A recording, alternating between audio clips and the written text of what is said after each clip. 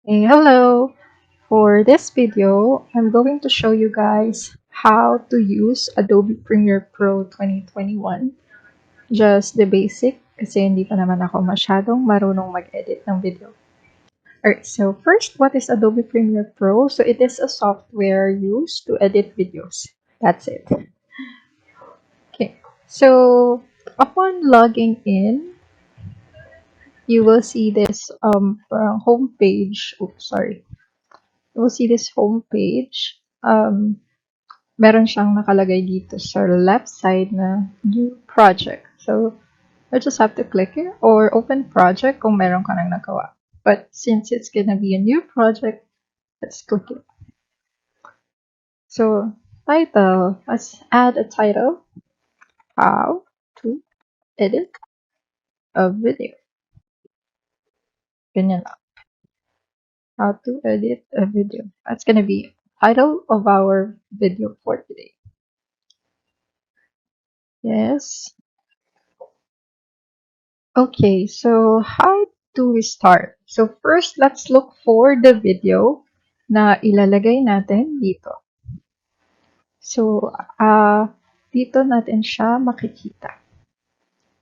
So I use Storyblocks, but there are other websites na makukuhanan mo ng videos. But I use this kasi may subscription siya and malilinaw yung mga videos. So, stock videos. Pag stock videos, ibig sabihin, pag ginamit mo yung video, hindi mo ka-copyright yung buong videos mo.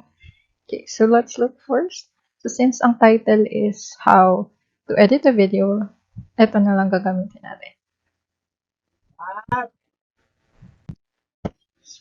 So, look for a video and then download it. So, while the video is downloading, dito mo siya makikita sa left side, lower left side ng screen. So, it would prompt you kapag na-download na siya fully kasi mawawala na itong parang circle. Let's wait for a while. Yeah. And then just show folder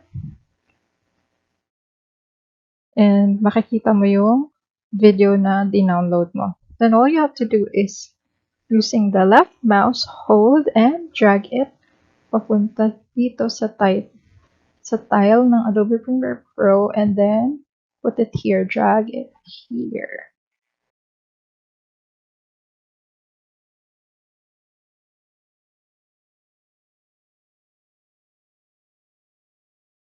Dito mo i-drag yung mga videos and pati yung audios. For example, kumuha tayo ng audio. Since meron na pala akong stock audio, doon na lang tayo kumuha. Suppose this one, just drag it, and dito din siya. Okay. So, next kapag na-drag mo na lahat ng kailangan mong video and audio, na-drag mo naman siya using the left mouse, hold, and drag papunta dito sa timeline. So, papasok na siya dyan, lalabas tong box na to. Parang long na box. Yan. So, ito na yung video. So, para makita siya kung gaano siya kalaki, click mo yung scale to frame size. There. Drag the next video and connect mo lang siya. Same thing.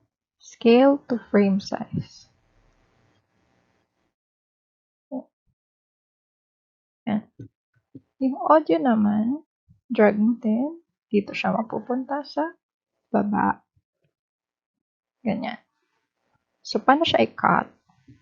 So, to cut the audio, click C sa keyboard. And then, lalabas tong icon na to. So, drag mo lang siya kung saan mo i-cut. And then, click left click. Tapos, hanapin tong parang selection tool. And then, click mo lang yung aalisin. Parang ganun siya. Now, to add text, just click this type tool. Like that. And then you can now add any text that you like. Say, how to edit a video using Adobe Premiere Pro 2021. Okay. Now, click again the selection tool para madrag mo siya papunta sa middle. There. So, pwede mo pa siyang ma-edit. Or sa effect controls, dito mo man edit yung text.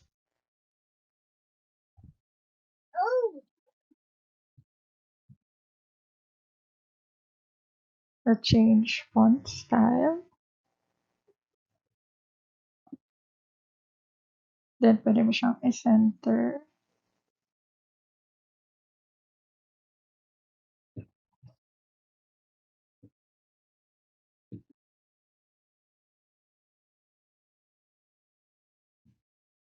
Pwede siyang lagyan ng color. Shadow. Para mas lumutang siya. Alright.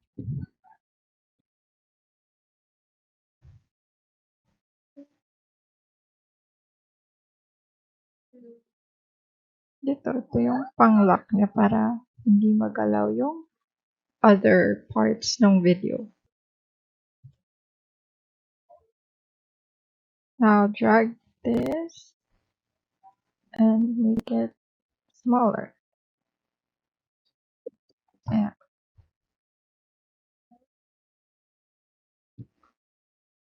And that's how you add text and edit yung text. So that's it.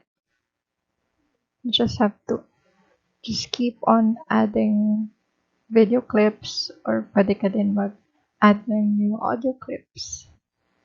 And ganun lang siya kadali.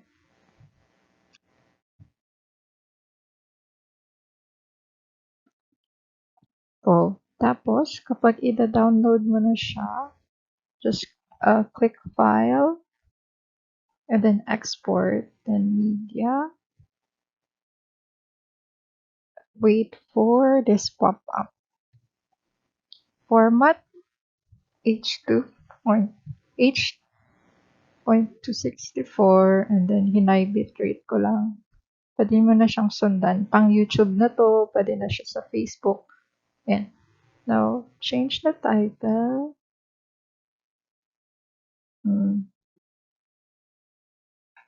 How to edit a video for the Premiere Pro. And save. Tapos, export. Okay, so once the video is uploaded, eto na siya. Ayan siya. So, pwede mo na siyang ilagay anywhere. Pwede mo na siyang i-send via Google Drive, i-upload sa YouTube or sa Facebook. So, yun lang. Ganun lang siya kadali. Okay? Alright. So, that's it for this video today. Thank you so much.